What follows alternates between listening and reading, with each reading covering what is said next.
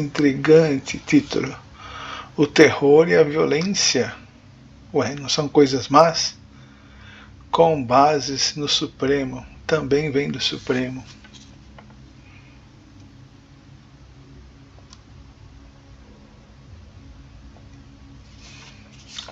Por que filmes de terror, cenas e episódios de violência no cotidiano e mesmo no cinema atraem tanto as multidões nos dias de hoje?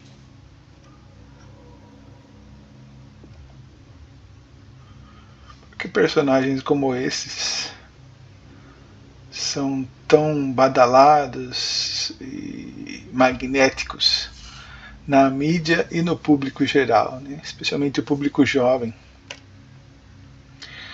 Porque a figura de um psicopata é um prato tão cheio para a mídia que apresenta-o devido a ter um público vasto para poder se fartar com esse tipo de iguaria. Então, que nós temos a série na Netflix, né, que atrai um monte de gente quando falam sobre psicopatas, né, como o Scarface do Al Pacino, ou então filmes como Kill Bill.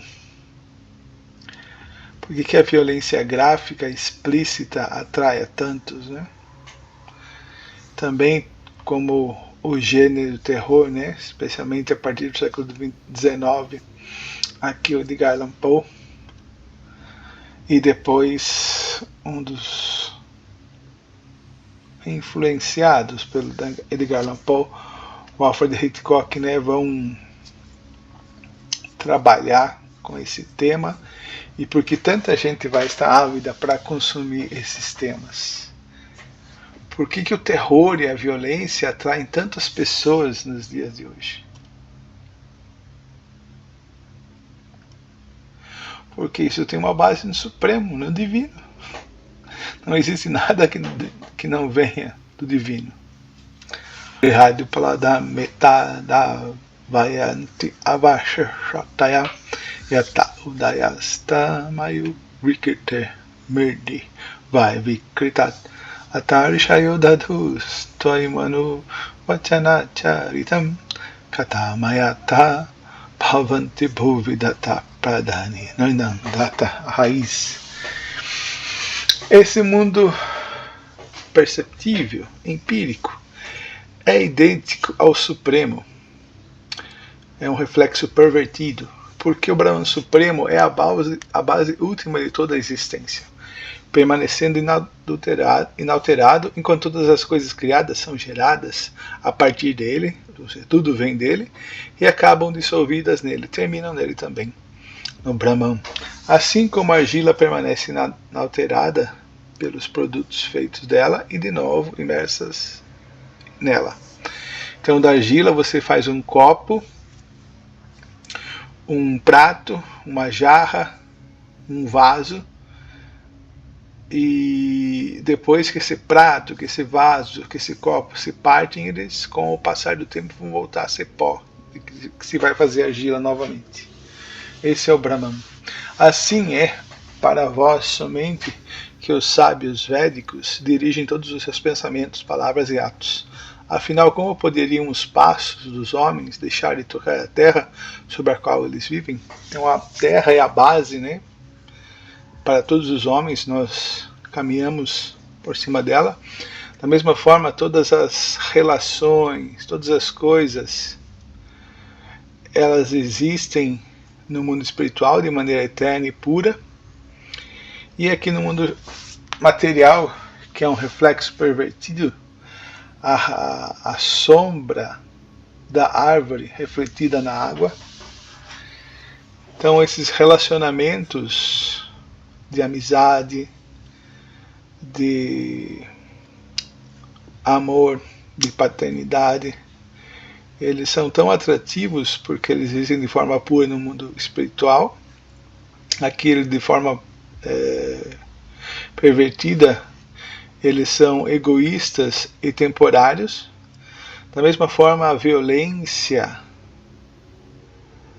E mesmo a matança, ela está no absoluto, está no supremo. Só que enquanto no absoluto ela é pura e existe de forma nobre, no mundo material nós vemos de forma pervertida.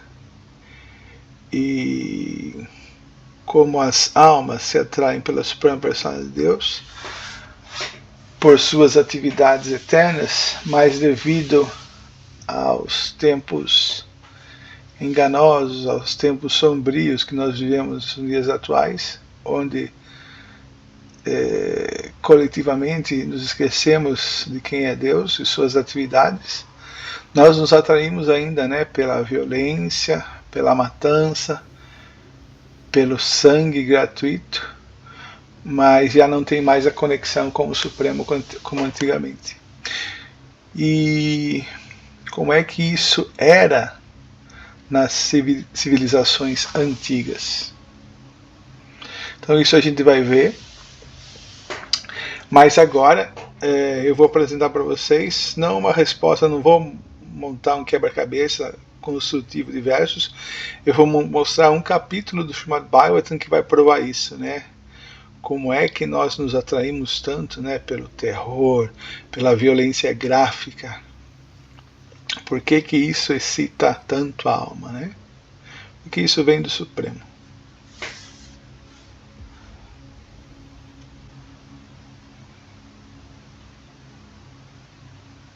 Tcharam!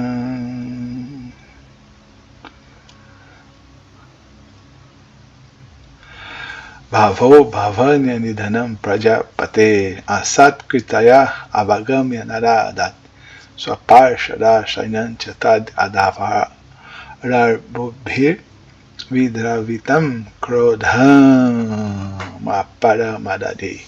Maitreya disse, quando o Sr. Shiva ouviu Narada dizer que Sati, sua esposa, havia morrido por causa do insulto do Prajapati Daksha a ela e que seus soldados foram expulsos pelos semideuses Ribu, ele ficou iradíssimo.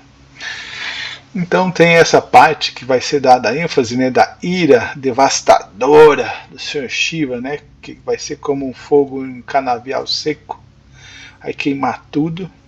Vai ser uma parte muito romântica também, né, que depois o Sr. Shiva vai lá com seu tridente, espeta o corpo queimado de Sati e leva ele embora, né? Nesse momento ele começa a derramar lágrimas e as lágrimas se transformam em sementes de Rudraksha.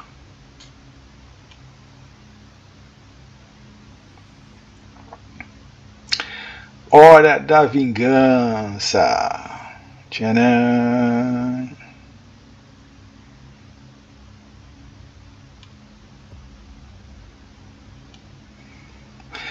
Verso 2. Desse modo, o Sr. Shiva, estando extremamente irado, apertou seus lábios com os dentes e imediatamente arrancou de sua cabeça um fio de cabelo que ardia, não sei o que, como cobre negro. Ele se levantou rapidamente, gargalhando como louco, e atirou o cabelo ao solo. Lembre-se que tem uma placa que tapa tudo para mim ver. Um demônio negro e medonho, alto como o céu e brilhante como 3 sóis combinados, foi então criado. Seus dentes eram muito amedrontadores, e ele não escovou nunca os dentes. E os cabelos sobre sua cabeça assemelhavam ao fogo incandescente. É tipo aquele personagem da Marvel Comics, né, o Motoqueiro Fantasma. Ele tinha milhares de braços equipados com diversas armas e estava enguirlandado com cabeças humanas. Rapaz, parece Guerra do Vietnã. Quando aquele gigantesco demônio perguntou de mãos postas: o que devo fazer, meu senhor? O Sr. Shiva, que é conhecido como Bhutanath, ordenou diretamente: como nasceste de meu corpo, és o principal de todos os meus associados. Portanto, mata Daksha e seus soldados no sacrifício. Verso 5. Maitreya continuou: meu querido Vidura, aquela personalidade negra era a ira personificada da suprema personalidade de Deus e estava à disposição para executar as ordens do Sr. Shiva. Assim, considerando-se capaz de fazer frente a qualquer força que se lhe opusesse, ele circundou o Sr. Shiva. Circunambulou. Muitos outros soldados do Sr. Shiva acompanharam a feroz personalidade em um tumultuoso alvoroço. Imagine como era a procissão, né? Ele carregava um grande tridente, aterrador o bastante para matar até a morte, e em suas pernas usava argolas que pareciam rugir, tipo um leão.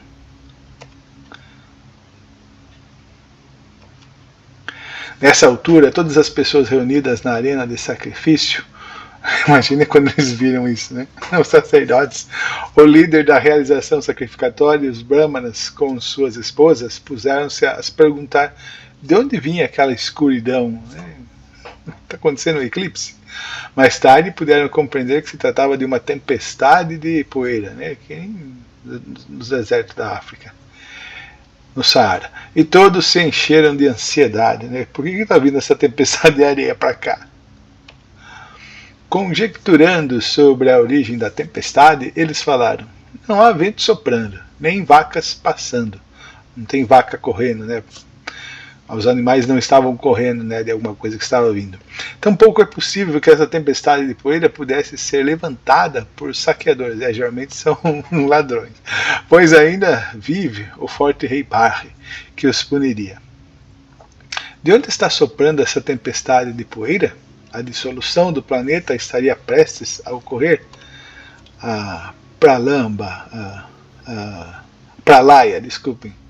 Pralaya, né, a destruição, a devastação. Prasuti, a esposa de Daksha, juntamente com outras mulheres ali reunidas, ficou muito ansiosa e disse: este perigo foi criado por Daksha, devido à morte de Sati. A culpa é dele, a culpa é dele, a culpa é dele. A qual, muito embora fosse inteiramente inocente, abandonou seu corpo à vista de suas irmãs. Pai desnaturado. No momento da dissolução, os cabelos do Sr. Shiva se soltam. É tudo dread, como vai se soltar? E ele trespassa os governantes das diferentes direções com seu tridente. Ele dá gargalhadas e dança orgulhosamente, espalhando suas mãos como se fossem bandeiras, assim como o trovão espalha as nuvens pelo mundo inteiro. O gigantesco demônio negro mostrou seus dentes medonhos, com os movimentos de suas sobrancelhas, igual Krishna. Ele espalhou os astros por todo o céu e os ofuscou com sua forte e penetrante refulgência. Devido ao mau comportamento de Daksha, mesmo o Sr. Brahma, pai de Daksha, não poderia salvar-se da grande demonstração de ira. Enquanto todas as pessoas conversavam entre si, Daksha viu perigosos augúrios, igual Kansa, de todos os lados, vindos da terra e do céu. Os seguidores do Sr. Shiva. Meu querido Vidura, todos os seguidores do Sr. Shiva cercaram a arena de sacrifício. Está tudo sitiado. Eles eram de pequena estatura e estavam equipados com vários tipos de armas. Seus corpos pareciam com os de tubarões. Está vendo? Não é um personagem do Mega Man. É o seguidor do Sr. Shiva. Enegrecidos e amarelados. Eles corriam em volta de toda a arena de sacrifício e assim começaram a criar distúrbios. Ou seja, aqueles penetras indesejáveis sitiaram, né, e destruíram toda a festa. Né? Eles estavam tendo uma festa, né? Estava tendo uma festa lá da burguesia, né, dos brahmanas eruditos. Aí chegou a gentalha, né? Os seguidores do Sr. Shiva os penetra para acabar com a festa. Alguns dos soldados derrubaram os pilares que suportavam o pandal do sacrifício. Outros entraram nos aposentos femininos. Isso é proibido. Outros se puseram a destruir a arena de sacrifício. E outros entraram na cozinha e nas residências. Foram bater uma xepa antes de quebrar tudo, né? Quebraram todos os potes feitos para se usar no sacrifício e alguns deles começaram a extinguir o fogo do sacrifício. Como será que eles extinguiram o seu fogo do sacrifício? Eu sei, mas eu não vou comentar. Outros desfizeram as balizas delimitadoras da arena de sacrifício. É assim que eles fizeram para apagar o fogo. E outros urinaram na arena. Outras coisas que eles fizeram é proibido para falar nesse horário. Alguns bloquearam o caminho dos sábios que fugiam, outros ameaçaram as mulheres ali reunidas e outros prenderam os semideuses que fugiam do Pandal. Maniman, um dos seguidores do Sr. Shiva, prendeu Brigmuni e Virabhadra, o demônio negro, do tamanho de uma montanha, prendeu Prajapati Daksha. Outro seguidor, que se chamava Chandesha, prendeu Pusha. Nandishvara prendeu o semideus Bhaga. Imensa miséria. Virabhadra cortou o bigode de Brigo. Isso é extremamente humilhante na cultura védica. Lembre-se do passatempo com Rukmi, o irmão de Rukmini, que oferecia no fogo as oblações sacrificatórias com suas mãos. Virabhadra imediatamente agarrou Bhaga, que havia movido suas sobrancelhas durante a maldição de Brigo contra o Sr. Shiva. Então, fazer esse movimento de sobrancelha ou mostrar os dentes, como fez Duivida, como fez o rei de Kulinga, né, para o Sr. Balarama, isso é um insulto terrível. E com grande ira atirou ao solo e arrancou seus olhos à força. Quem vai falar do cinema moderno, contemporâneo, né, dos filmes de terror, né? Isso é fichinha perto disso daqui. Assim como Baladeva partiu os dentes de Dantavakra, o rei de Kalinga, durante o jogo na cerimônia de casamento de Aniruddha, Virabhadra quebrou os dentes tanto de Daksha, que os havia mostrado enquanto amaldiçoava o Sr. Shiva, quanto de Pusha, que sorrindo por simpatia também mostrara seus dentes.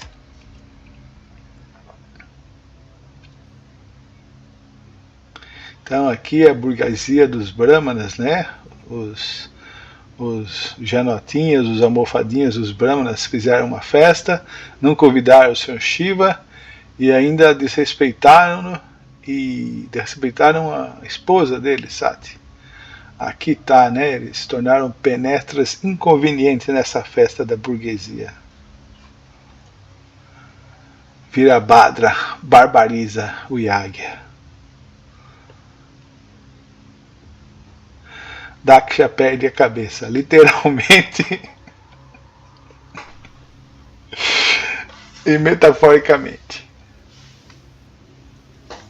Depois, Virabhadra, a personalidade gigantesca, sentou-se no peito de Daksha e tentou separar sua cabeça do corpo com armas cortantes, mas não teve sucesso em seu intento.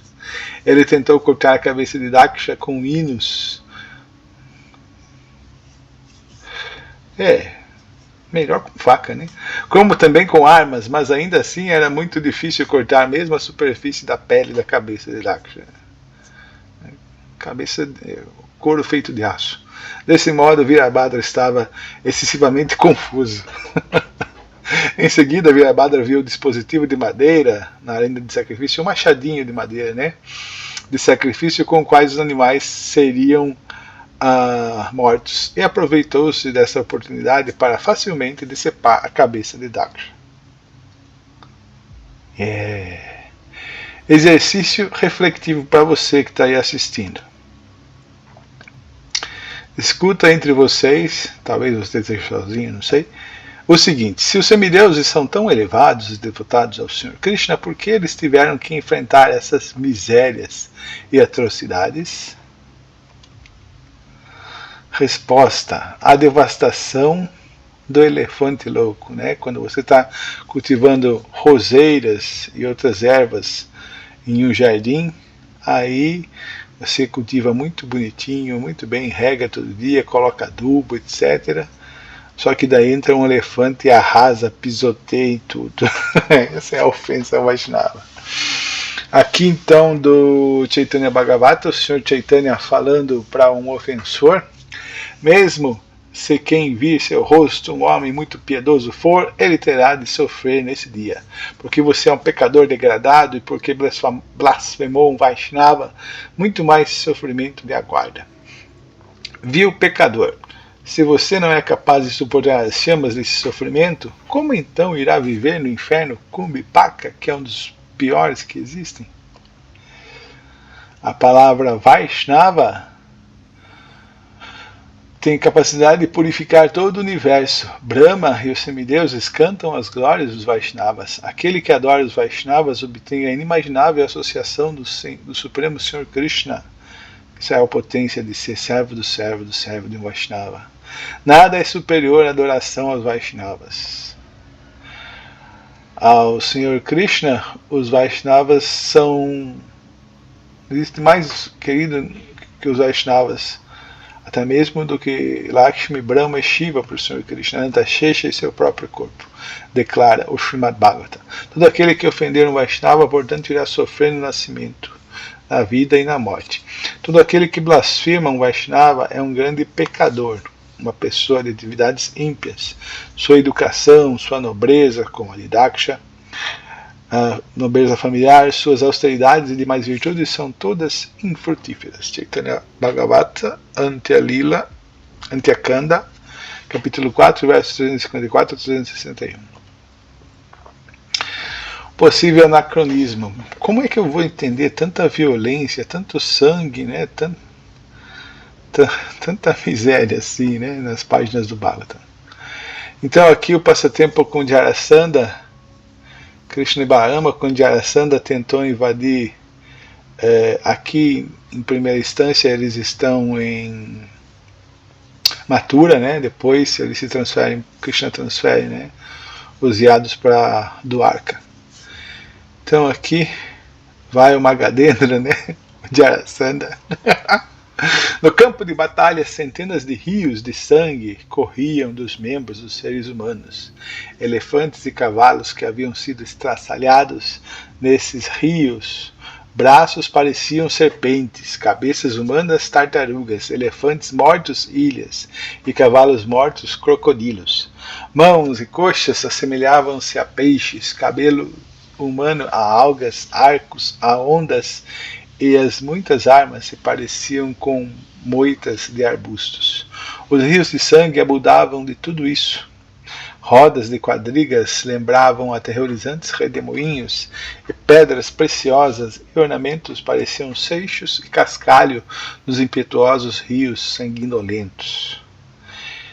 Esse é o ponto, que despertavam temor nos tímidos e júbilo nos sábios. Então, por que eu coloquei esse título, né? Possível anacronismo. Anacronismo é quando você tenta compreender uma época com a mentalidade, com a cultura, com os símbolos de uma outra época. Então, como Sutta Goswami está dizendo aqui, ou Sutta Goswami, Shukadeva Goswami, estão dizendo aqui no 10º canto do Srimad Bhagavatam. Então essas cenas num campo de batalha, essas cenas violentas e horríveis, elas despertam temor nos tímidos. Na verdade é uma crítica bem sutil e bem leve, né, aos covardes.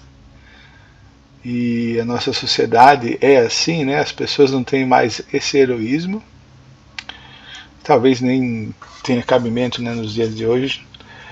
Porém, esses atos heróicos esportivos, que são encarados como um esporte pelos kshatras, pelos guerreiros bravos e corajosos, causavam júbilo nos sábios, ou seja, os brahmanas, os sadhus não viam isso, que coisa horrível, ai meu Deus, como a Dona Maria enxerga, né? Não, eles se regozijavam com esses atos, principalmente porque eram atos de uma batalha justa, e quem estava sendo aniquilado era o corpo, né, a alma espiritual eterna. Continuando no verso, com os golpes de sua arma arado, Aladhara, o incomensurável poderoso Senhor Balarama aniquilou a força militar de Magadendra, o Senhor de Maga, que é Jarasandha, Magadha. E apesar desta força ser tão imbatível e assustadora quanto um oceano intransponível, a batalha era pouco mais do que uma brincadeira para os dois filhos de Vasudeva, Krishna e Balarama, os senhores do universo. Então, para explicar esse verso de Krishna e Balarama, eu estou trazendo aqui para vocês uma nota de rodapé da nossa dissertação, apresentada na PUC Minas em 2016, no curso de Ciência de Religião. Vocês podem ir na biblioteca deles e procurar, se alguém tiver interesse. Acho difícil. O título da dissertação de mestrado foi Karma Yoga como ação moral ideal na Bhagavad Gita à luz da criteriologia Kingiana. Então abre aqui a nota de rodapé explicando esse verso tão medonho, mas tão excitante para os sábios. No 10º canto do Srimad Bhagavatam, a tradução de Swami Prabhupada para o sânscrito segue a tradução de Vishwanath Chakravarti Thakur. Porém, na passagem Pravartita Bhiru Bhavadyam Murde, a palavra Bhiru suporta como primeira acepção a expressão temeroso ou medroso, porque na tradução do Prabhupada está como tímidos, né? E também covarde, indicando o tipo de sentimento que é desperto em alguns, já aqueles determinados ou de mente forte, Manasuinan, os sábios, era objeto de grande deleite e um folguedo de meninos, Vikreditan, no caso do Krishna e Balarama, para a própria divindade. O que nos leva a inferir que nas sociedades antigas, no caso específico a védica, tais embates, a guerra, tinham uma conotação diferente. E era uma conotação esportiva, desportiva, eram desportos. E com a formação da civilização moderna e domesticada, covarde adquire outro significado. Concluo, com base nos comentários de Hestermann, que a domesticação, urbanização e burocratização são os antídotos para o conflito. Sociedades mais estabelecidas têm mais a ganhar com a estabilidade e a previsibilidade. Eles podem vender mais e fazer mais dinheiro, né? E menos entusiasmo pela emoção das situações e invasões. Se a aprendizagem védica floresce em sociedades estabelecidas, a aprendizagem pode ter um estimado resultado sedativo sedentário. Se não é a princípio o elitismo de uma aprendizagem sagrada sobre eu que transcende oposições de todo tipo, é no mínimo o elitismo do dono de propriedade estabelecida. Ai, ai, ai, só uma miséria. Virabhadra pegou então a cabeça e com grande ira tirou-a no lado sul do fogo de sacrifício. Ainda bem que ele não foi jogar bola, né, com a cabeça oferecendo-a como oblação. Dessa maneira, os seguidores do Sr. Shiva devastaram todos os preparos para o sacrifício. Após atearem fogo a toda a arena, eles partiram para Kailasa, a morada de seu Sr. Shiva. Srila Prabhupada aqui. Jai. Então, muito obrigado por acompanhar mais um capítulo extremamente excitante, extremamente emocionante. Muito melhor que qualquer filme de terror produzido ou de ação produzido em Hollywood, principalmente porque isso é real, e por estar mencionando Narada Muni, o Sr. Shiva, e essa instrução poderosíssima para quem quer avançar espiritualmente na questão de Vaishnava Parada, né? Aqui nós temos o efeito, a consequência do Vaishnava Parada, destrói tudo, literalmente. Então, muito obrigado pela atenção e bons estudos. Hare Krishna.